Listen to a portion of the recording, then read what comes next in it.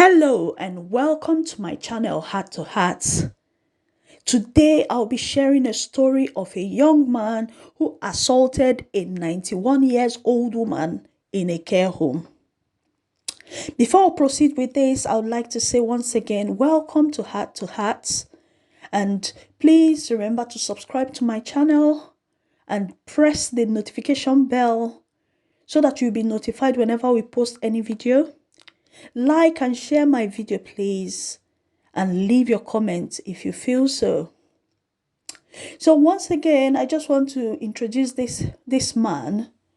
I think he has a history of mental health, but from the story, it wasn't mentioned if he declared that at the beginning of his employment.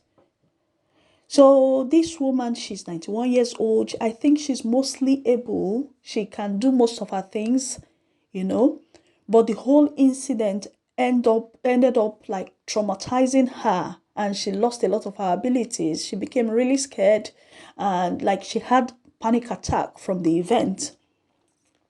So this man started work in this care home like 2 weeks to the incident, and the daughter of the 91-year-old woman came in and saw bruises around her arm.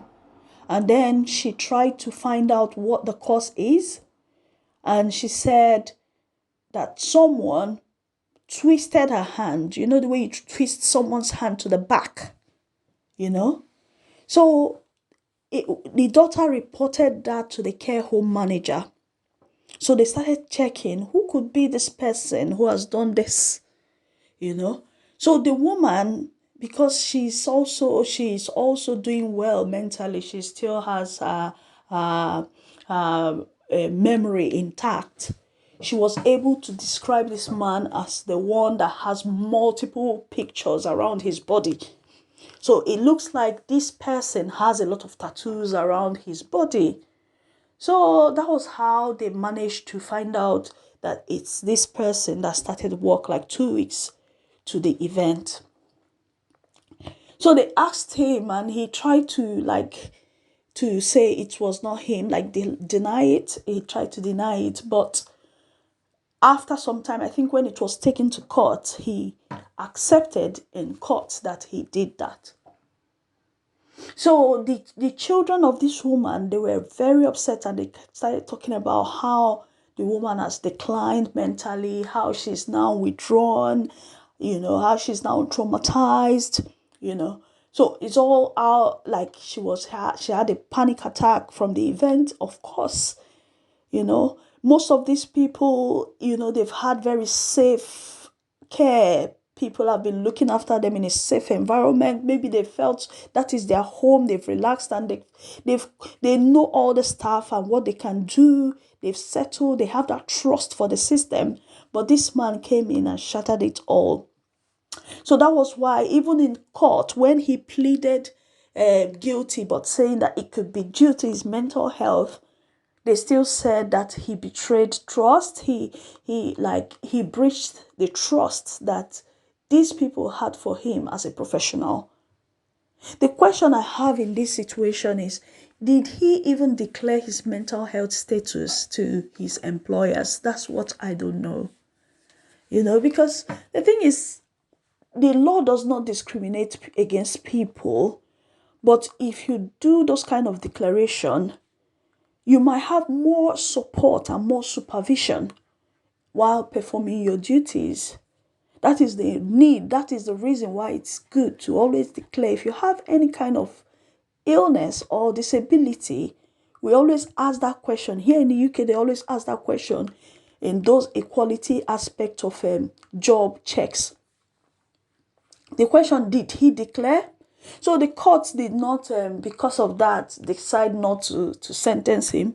This young man was sentenced to 11 months in prison, and I believe that was because mental health was involved. Maybe they gave him a lesser sentence or something. So, and also another thing we should consider is, if we have those kind of challenges, we should be careful in the choice of jobs that we do, because sometimes it takes a lot of patience to work with people with additional needs, or people, we don't know. It wasn't mentioned if this woman has any form of dementia or anything, but from the story, I believe her memory is quite intact. So I don't know what could have led to him bending her hand, so the whole thing is just it's just sad, and I feel sorry for this woman at this stage of her life.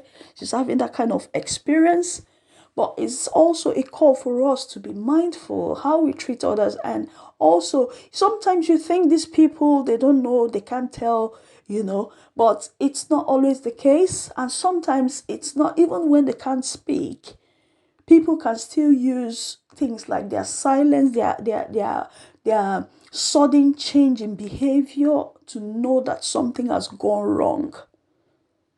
So that is it. Let's try. If we know that this job, we don't find it, we can't cope with the patients that is involved, we should try to stay away from it, because it's not a job for everyone. It requires a lot of patience. It requires a lot of professionalism, and it requires a lot of support. We need to support those people, even if they are acting out of character. Our job is to play the role of supporting them, to do the right thing, and in a very calm and professional way. So if our own health situation will not permit us to do this job as it should be, then we should declare, and if possible, we should try to do other things that are easy, that can be easily monitored. Like, for example, if you're working in a shop, for example, to be hard for you to start having those kind of difficult situations without the support of other colleagues. So you need to be careful in choosing the kind of jobs you do, and if you have to do any job, you need to declare your health status and make sure you are looking after yourself. Make sure you're taking your medication. Make sure you take advantage of every support around your workplace. Above all, we should always be self-aware.